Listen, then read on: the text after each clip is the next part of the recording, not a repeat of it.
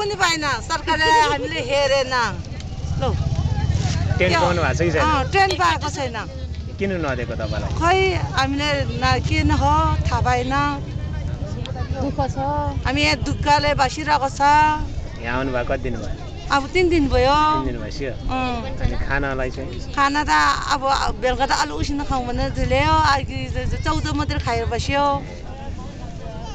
सरकारले त दिइरहेछ भन्छ हामीले त सरकारले दिन्छ भन्छ हामीले के पनि दिएको छैन पाएको छैन के पाएको छैन पानी पनि गाह्रो हस् धन्यवाद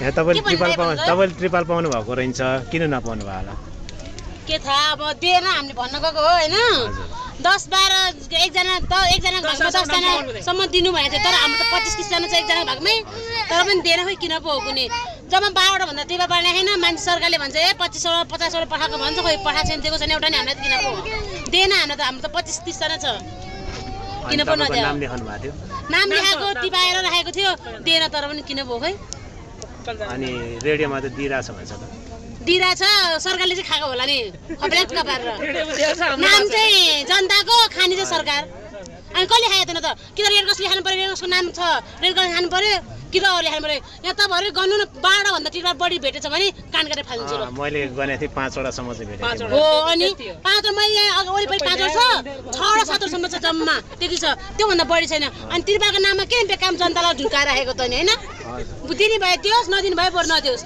ए दिन्छ हल्ला मात्रै गर्ने अनि गुटुङ हेर्न गयो सबैजना हेर्न गयो दिँदैन तिरपाले अनि के गर्ने भन्नु त होइन त दिने भए राम्रो दिनु दिने भए दिनु भन्नु नदिनु भए नदिनु भन्नु सिधै आशमा सास जाने नगर्नु भन्नु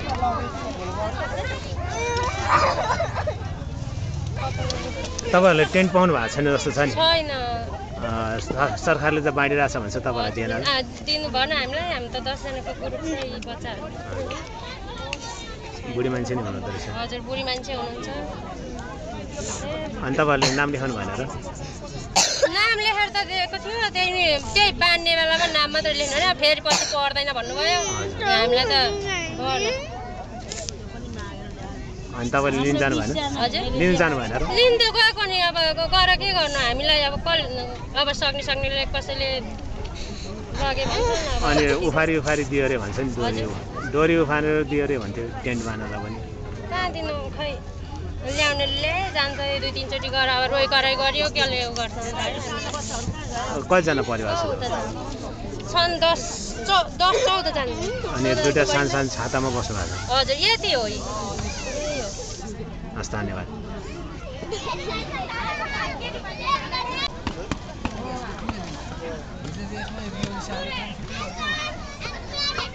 तपाईहरुले टेन्ट पाउनु भएको छैन प्लास्टिकको ठोकेर बस्नु भएको छ त छैन त किन नपाउनु भयो होला थाहा भएन उहाँ दिनै भएको छैन नाम लेखाउन नै आउनु भएको छैन नाम त लेखाएर दिइसकेको छ उहाँले तर दिन चाहिँ भएको छैन कतिजना परिवार छ टोटल 30 जना छ 20 जना यो दुईटा प्लास्टिकको बस्नु हिजो बेलुका पानी पर्दा के गर्नु यस्तै हिँडो बसेको हुन्छ हस् धन्यवाद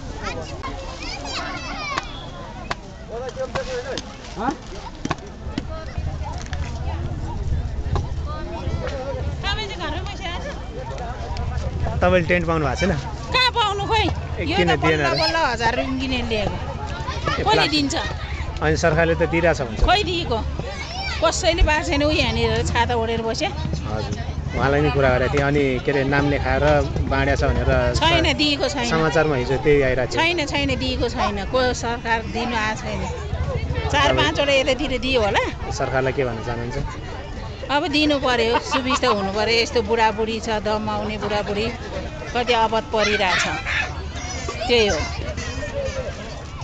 अरू के भन्छ त्यही अब व्यवस्था हुनु पर्यो यस्तो बिजोग भइरहेछ यहाँ दम आउने आमा छ कति बिजोग गरेर बसिरहेछ अब तिनीहरूलाई सोध्नु फटाफट भन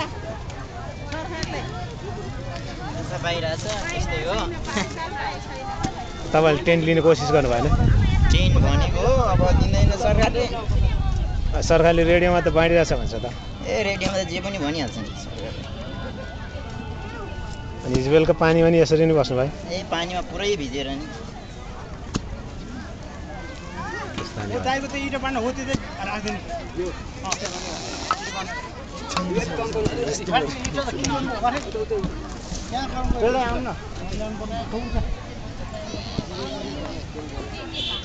तपाईँहरू त बच्चासहित छातामा बस्नु भएको रहेछ, टेन्ट पाउनु भएको छैन?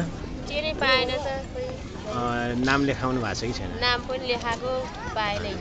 अनि रेडियोमा त बाँडेछौँ भन्छ। बाँड्नु भएछ, हामी यता उता लिएर बाँड्नु भएछ, त्यही भएर पाएन हामीले। 10-12 वटा भन्दा दिएन खै दिएन र। यी यस्तो सानो बच्चासँग घाम पानी कस्तो रातभरि बिजोगले बसेको हामी छैन, दिएन भएन त। अब के गर्नु, जान त 2 चोटि गयो नि, भेटेन, थाहा छैन भन्नु न। अनि रेड क्रसहरू पनि छ नि, रेड क्रसमा गुनासो गर्नु भएन? रेड क्रसमा गुनासो गर्नु भएन? त्यस्तो छैन। धन्यवाद।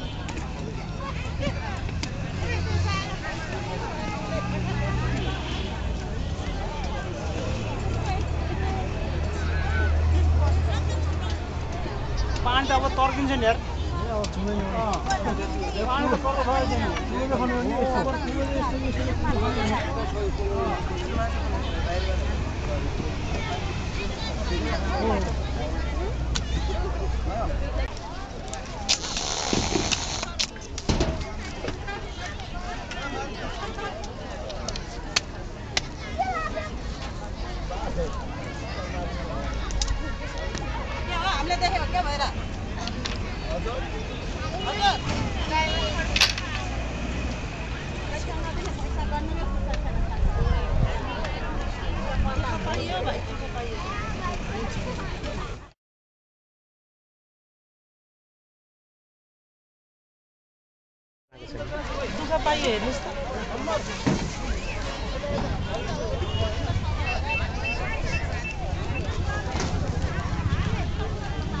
सरकारले टेन्ट दिएको छ भन्छ नि, तपाईँले त पाउनु भएको छैन? छैन।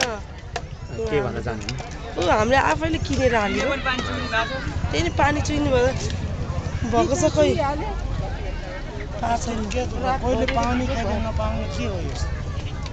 अरूले पाए त्यहाँ महिना हेर्नु त, त्यहाँ लहर घुसाएर सार्का पाल्नु 4-5 महिना दिनको बच्चा।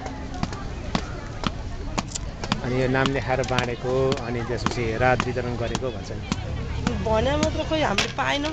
हामी हिजोदेखि अस्तिदेखि यहीँ छौँ। कतै गुनासो गर्नु भएन? भनेको हो प्रहरीलाई, अब दिन्छु भने चाहिँ खोइ दिएन। कहिले दिन्छ अरे सोध्नु भएन? भोलि आउँछ भने अब खोइ अब आज 2 दिन भइसक्यो। उता भेगमा छ, हामीलाई छैन। अब आजसम्म यो आफैले किनेर हालेर बस्दैछौँ। यो भुइँचालो सिद्धेपछि पो दिने हो? भुइँचालो सकेपछि दिन्छ। गाडीबाट 2-4 फाल दिन्छ रे, जो बलियो छ उसैले लान्छ। दुईटा बच्चा ऊ त्यहाँ सुतिया छ बिरामीमा।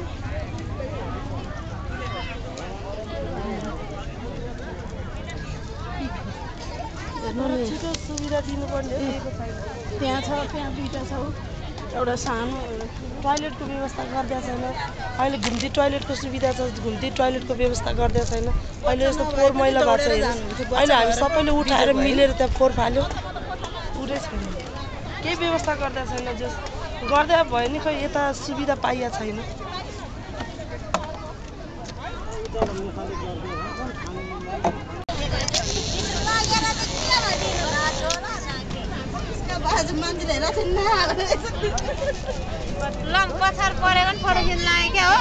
तपाईँले टेन्ट पाउनु भएको रहेछ, प्लास्टिकभित्र बसिरहनु भएको छ। सरकारले टेन्ट बाँडेको छ, रात वितरण गरेको छ भन्छ। खै त हामीलाई दिएन त। माग्न जानुभयो कि त्यो पुलिसले हामी हिजो गरेर मागे त। जब 5वटा टेन्ट बाँडेर हुन्छ नि, जम्मा 5वटा मात्र थियो। 5-6 त होला नि, अब त्यति त होला नि। त्यो होइन होला पनि। रेड क्रस लेखाइ मात्रै हो टेन्ट? त्यो चाहिँ थाहा भएन। नदिएपछि त्यो 5 किन ल्याएको थियो त्यसले? सरकारले देखाउनु मात्रै बरु कसैलाई दिँदै त्यो नदियो भने त्यही राम्रो हुन्थ्यो नि, हुँदैन थियो त? दिएन है भन्ने त मन त सन्दो हुन्थ्यो। सरकारलाई के भन्न चाहनुहुन्छ? चोर भन्नु सरकारले मान्छेलाई अब ठुलो सरकार त विदेशी लाइसे भनेर मर्छ भनेर हाम्रो त अब के गर्ने मरे पनि बच पनि यही बस्नु पर्दैन त त्यही पनि अब तपाईँहरूले दुःख पाउनु भएको छ होइन अब दुःख पाउने मान्छेले अब सरकारलाई केही गुनासो त गर्न चाहनुहुन्छ होला नि त अब सरकारले भेटे पो गुनासो गरेर हामी त त्यही यहाँ भन्नुहोस् न हामी पुऱ्याइदिन्छु हामीले भेट्दै कसरी गुनासो गर्ने हस् धन्यवाद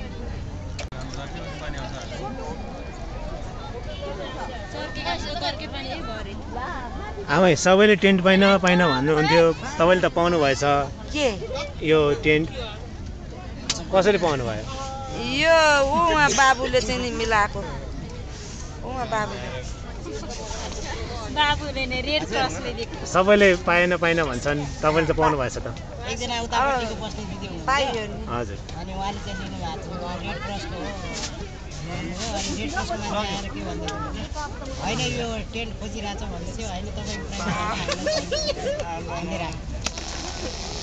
भनेपछि तपाईँलाई त्यति गाह्रो त भएन अब अहिलेसम्म त सजिलै छ अहिलेसम्म गाह्रो भएको छैन अनि माथि टेन्ट भयो भने तल त पुरा खाली रहेछ तल त अब घरबाट ल्याएको हजुर होइन मैले भन्नु खोजेको भुइँमा हिजो बेलुका पानी धेरै परेको थियो पानी परेको थियो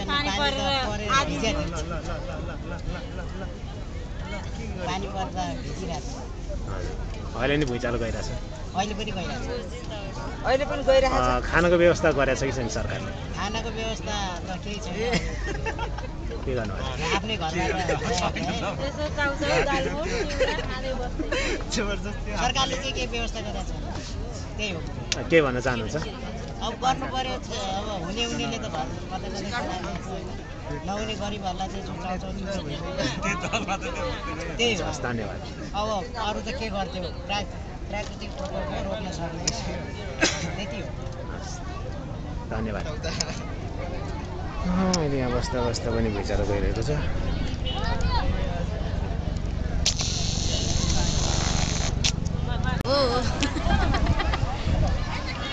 तपाईँको काखमा त बच्चा पनि रहेछ तपाईँले टेन्ट पाउनु भएको छैन